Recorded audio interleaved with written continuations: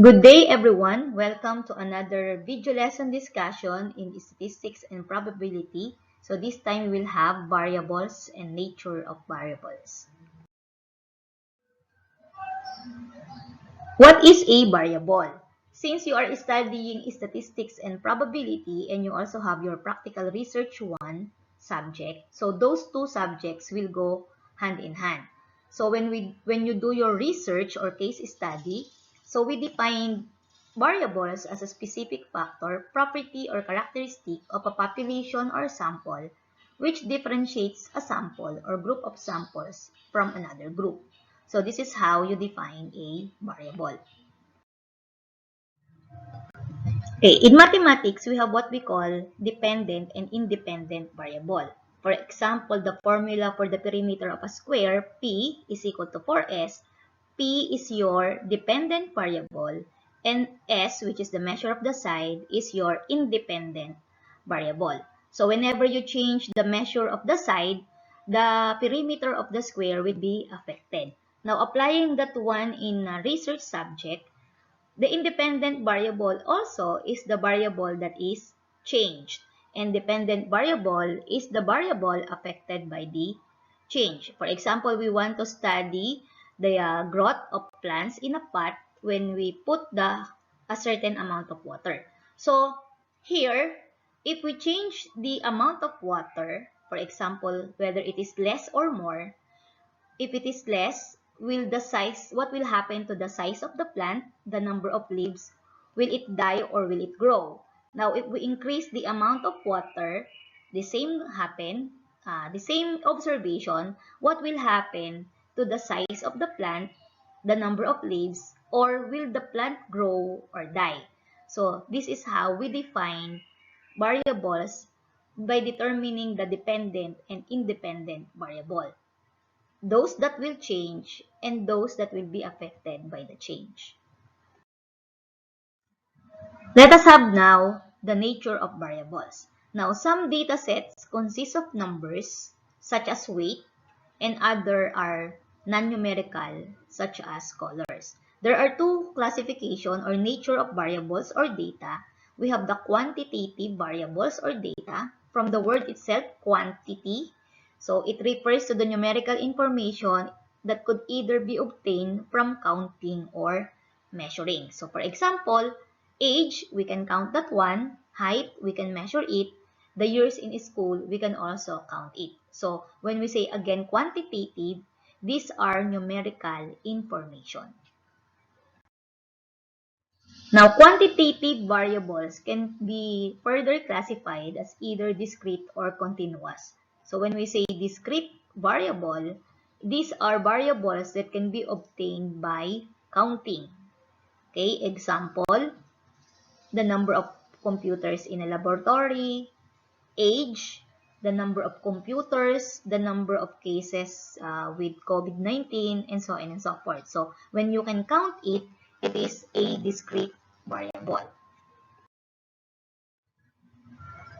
Another classification of quantitative variable is the continuous variable. So this time, this one is obtained by measuring the objects or the attributes.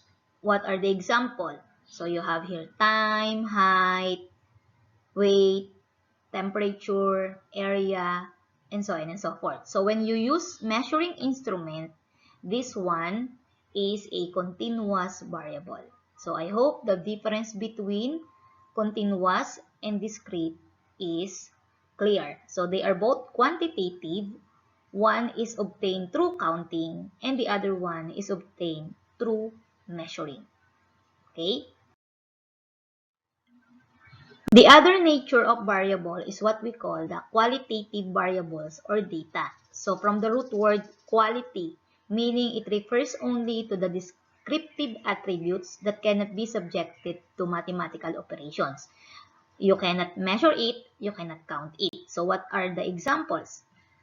So you have here gender, whether you are male, female, or you belong to the LGBTQ plus community. Citizenship, whether you are Filipino citizen or otherwise. Marital status, whether you are single, married, or widow. And other examples like the color of your hair, the size of your pants and other characteristics. Again, it only refers to the characteristics, to the attributes, or possibly the appearance of the variable. So that is how we define or we refer to a qualitative data. So again, remember the root word quality. Is that clear? Okay. Okay, this time let's have the levels or the scales of measurement. Number means different things in different contexts or situation. So when we use the number 1 on a license plate, that is different from being number 1 in a race or a contest, which is likewise different from a 1 in a football score. So the information that scores convey depends on the level of measurement used to measure the data. So what are the levels of measurement? When we collect data, it is common to classify the information obtained according to the 4 levels of measurement. So the first level or scale is the nominal. Here, the data is consists only of categories. So you cannot arrange it in an ordering scheme and you cannot apply the standard mathematical operations. So what are example of nominal data? So you have here name, label. What is the label? The color, gender, or geographic location. So if you will notice, this is the same as qualitative variable. So you only refer to its categories, descriptions, or characteristic. So that is the first level nominal. The second level of measurement is the ordinal. So here, the data is consists of categories that can be arranged in some meaningful order according to their relative size or quality, but differences between data values are meaningless. So you cannot also apply the fundamental operations. Okay, so what are the example of ordinal? Example, if you use 1, 2, 3, so 3 being excellent and 1 being acceptable, so you cannot determine or you cannot add or subtract excellent and acceptable. So you cannot know the difference between those data. Okay? So for example, if we have the size of a t-shirt, small, medium, large, so you cannot apply fundamental operation. But they are just categorized according to their size. Okay? So small, medium, large. Another example, for example, the rank in a police officer. So you have SPO1, SPO2, SPO3, and so on and so forth. So we cannot apply the fundamental operations to get a meaningful difference between those rank. Okay? But they are in order. Okay? They are categorized in order. Is that clear? Okay. The third level or scales of measurement is the interval. So here, both ordering and computing differences can be meaningfully applied to the data, but the differences between values are meaningful, but there is no natural starting point. So what are some of the examples? You have a score on a subject content exam, class standing or ranking in a class, you have the winning or losing in a game or contest. So in interval, the 0 point does not correspond to the absence of the quantity being measured. So what does it mean? So in a score, in an examination, when you got a low score, it doesn't necessarily mean that you don't know nothing about the subject.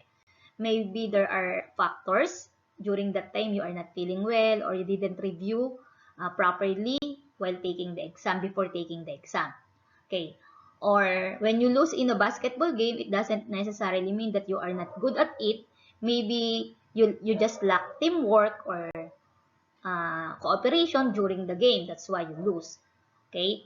Now, when you do not belong in the top 10 or in the honor students, it doesn't necessarily mean that you are not good. Okay? So there in interval scale, there are other factors to be considered. That's why you can have the ordering, and that's why ordering and computing differences are meaningful. But there is no natural starting point. Okay? I hope you understood the explanation. Okay, the last level or scales of measurement is the ratio. So here, the data can be meaningfully ordered. Both arithmetic differences and ratios are meaningful, and the scale has a meaningful 0. Okay, so it is like an interval scale, but there is a natural 0 starting point. Example, weight and height. So, for example, a person who weighs 200 pounds, and we can compare it to a person who weighs 100 pounds, meaning that person who weighs 200 pounds is twice as heavy as the person who weighs 100 pounds. Okay, so you can compare it, you can order it, you can subtract it. So there is a difference, arithmetic difference, and they are meaningful. And when you have 0 pounds, it means it is the absence of weight. Okay? So 0 is meaningful because in weight and in height, 0 represents no height or no weight. So these are examples of ratio. Okay, did you get the difference between those 4 levels? Okay, so I hope that is clear. So if you are confused, you just have to go back and watch again the video. Okay? Okay, that ends our discussion for today. For your output, visit the Google Classroom and then kindly subscribe, like, comment, and share. Thank you.